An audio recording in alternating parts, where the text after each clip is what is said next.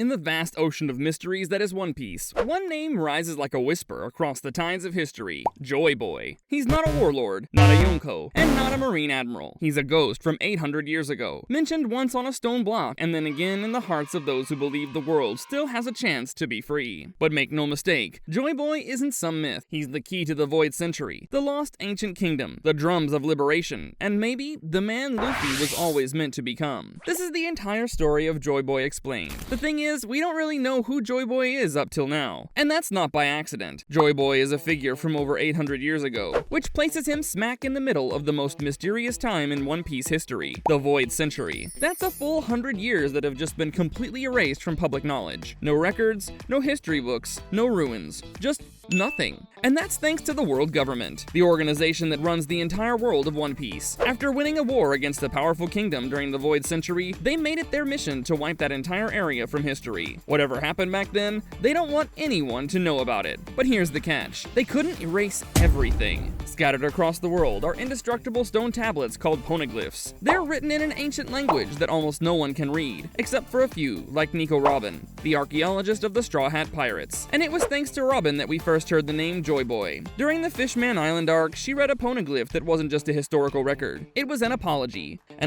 written by Joyboy himself. The poneglyph Nico Robin read on Fishman Island didn't just mention Joyboy. It told us about a broken promise made over 800 years ago. According to the stone, Joyboy had made a deal with Poseidon, one of the 3 legendary ancient weapons. But this wasn't a deal made with just anyone. Poseidon, at that time, was a mermaid princess. And just like today, her power allowed her to communicate with the Sea Kings, gigantic, godlike sea creatures that dwell in the ocean's deepest waters. The promise involved the enormous ship Noah, which sits at the bottom of the sea near Fishman Island. It's implied that Joyboy intended to use the Sea Kings to raise the Noah and carry the fishmen up to the surface world, to finally unite them with humans and other races in peace. But for reasons we still don't fully understand, Joyboy couldn't fulfill his promise. So instead, he left behind a message, an apology carved into stone. That poneglyph is his way of saying, "I'm sorry I couldn't make it happen." Fishman Island waited for Joyboy's return. They preserved the ship, they passed down the story. They believed that one day someone would come who could finish what Joyboy started. Joyboy's legacy doesn't end with just an apology and a broken promise. He also had an ally that's a literal walking island: Zunisha, a colossal elephant so massive he stands 35 kilometers tall. That's taller than some sky islands. On his back lives an entire civilization,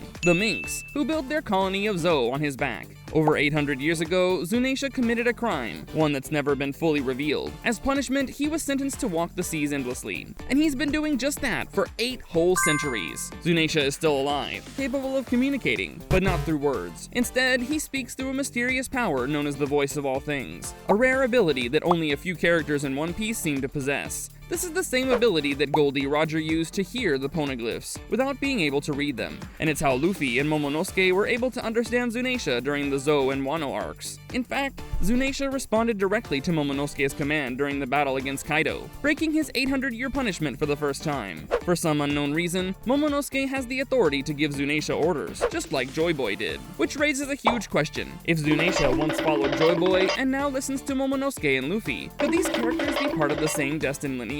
And more importantly, what was the crime that Zunisha committed? Was it tied to Joyboy's failed promise? Was it a rebellion against the world government? We don't know for sure, but what we do know is this: Joyboy's influence was so powerful, even a living legend like Zunisha still remembers him. When the Pirate King Goldie Roger reached the end of the Grand Line and found the final island, he didn't just discover a treasure. He discovered an island with something left behind by Joyboy himself. Roger named it Laugh Tale because what he saw there made him laugh. And it wasn't just about gold or jewels, it was about history. At Laugh Tale, Roger and his crew learned about the Void Century, the ancient weapons, the nature of the world government, and most of all, about Joyboy's story. Roger even admitted that he wished he'd been born in Joyboy's time. That's how much he respected the person behind the legacy. But despite making it to the end, Roger realized something important. He was too early. The world needed someone else. Someone whose arrival would come 800 years after the Void Century. Someone who would pick up where Joyboy left off. Not just by discovering the treasure, but by completing the mission. And from that moment on, on, everything in One Piece started pointing to the return of Joyboy. If Joyboy lived 800 years ago and left behind a promise, a treasure, and a legacy, then who was supposed to carry it forward? According to Kozuki Oden, the legendary daimyo of Wano, and one-time crewmate of Goldie Roger,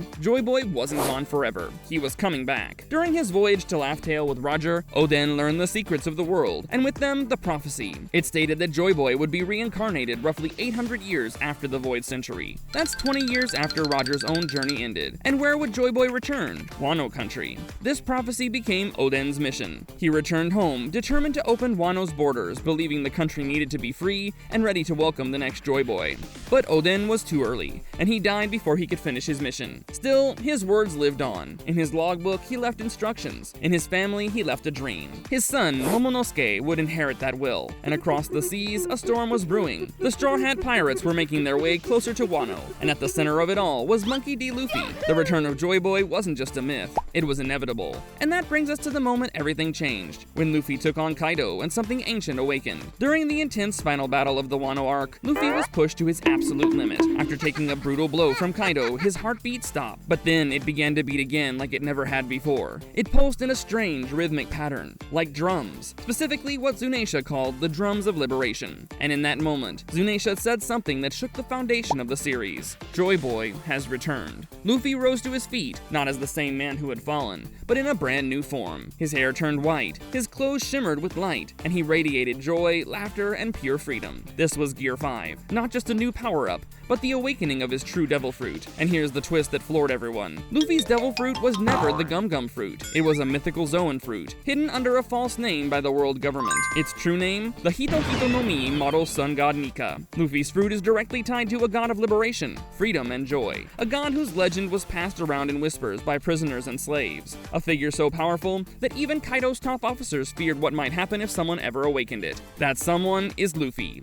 His new form defied logic. He bent the battlefield to his will. He laughed uncontrollably. His powers became cartoonish, but also limitless, fueled by imagination and willpower. It wasn't just a power-up, it was a rebirth. In that moment, Monkey D. Luffy became the embodiment of Joyboy's will. So who exactly is Sun God Nika, and how does he connect to Joyboy? The first time we heard that name was during the Onigashima raid, from a surprising source, Who's Who, a former CP9 agent imprisoned for failing a government mission. While locked away, he heard stories from fellow inmates about a legendary warrior known only as the Sun God Nika. According to the tale, Nika was a liberator, a godlike figure who brought hope and freedom to the enslaved people. He was always smiling, always dancing, and always bringing laughter. The story was so dangerous that just talking about Nika was enough to get someone eliminated by the world government.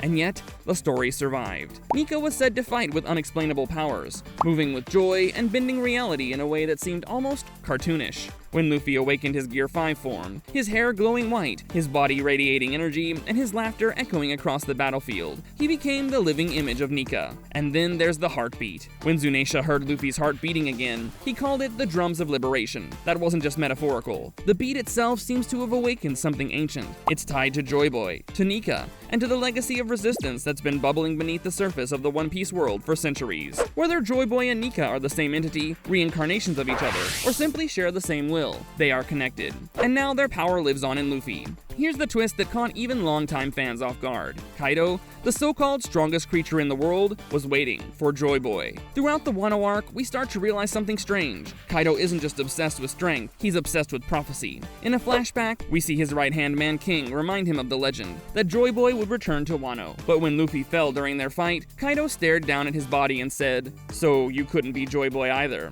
It means Kaido had seen others before Luffy. People he believed might fulfill the prophecy, but all of them had failed. But he wasn't the one. Because being Joyboy isn't just about power, it's about liberation, joy, and the ability to bring people together. Something Kaido, for all his strength, could never do. He tried to force the world to change through domination. Luffy? He does it through laughter, friendship, and sheer willpower. In the end, Kaido may have ruled Wano, but it was Luffy, Joyboy's true successor, who set it free. With the awakening of Luffy's true power and the prophecy fulfilled, we're not just reading the story of a pirate anymore, we're witnessing the return of Joyboy. And something tells us the world isn't ready for what comes next. If you want to keep unraveling the mysteries of One Piece, from ancient prophecies to hidden powers, don't forget to like, subscribe, and ring that bell. Joyboy's story is far from over, and we'll be right here when the next piece of the puzzle drops.